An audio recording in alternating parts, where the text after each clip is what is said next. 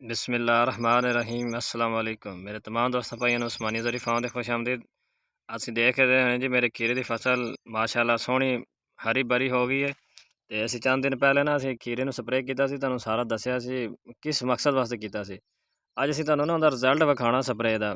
ਅਸੀਂ ਨਾ ਸਾਰਾ ਫਾਰਮੂਲਾ ਦੱਸ ਦਿੰਦੇ ਸੀ, ਰਿਜ਼ਲਟ ਨਹੀਂ ਸੀ ਦਿਖਾਉਂਦੇ। ਬਾਅਦ ਵਿੱਚ ਨਾ ਸਪਰੇਅ ਦਾ ਰਿਜ਼ਲਟ ਮਾਸ਼ਾਅੱਲਾ ਦੇਖ ਸਕਦੇ ਨੇ, ਸਾਫ ਸੁਥਰਾ ਖੀਰਾ ਹੋ ਗਿਆ। ਤੁਸੀਂ ਚੈੱਕ ਕਰੋ ਜੀ, ਆ ਵੇਖਦੇ ਨੇ ਬਿਲਕੁਲ ਸਾਫ, ਕੋਈ ਬਿਮਾਰੀ ਨਹੀਂ, ਕੋਈ ਕੁਛ ਨਹੀਂ। ਇਹ ਹੈਗਾ ਜੀ 28-33 ਵੈਰਾਈਟੀ ਲੱਗੀ ਹੋਈ ਹੈ ਤੇ ਮੌਸਮ ਦਾ ਬੜਾ ਸਟ੍ਰੈਸ ਰਿਹਾ ਇਸ ਦਫਾ ਖੀਰੇ ਦੀ ਫਸਲ ਤੇ ਮਾਸ਼ਾਅੱਲਾ ਦੇਖ ਸਕਦੇ ਕਿੰਨੇ ਖੂਬਸੂਰਤ ਹੋ ਗਿਆ ਵਾ।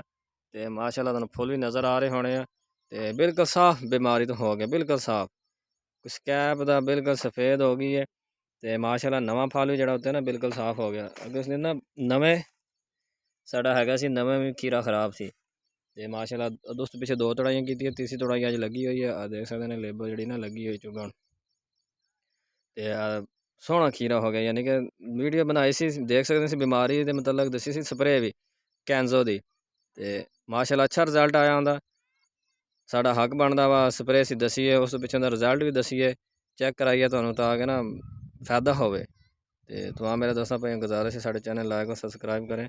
देख सकते हैं जी खीरे की फसल माशाल्लाह फ्रेश हो गई है। शुक्रिया।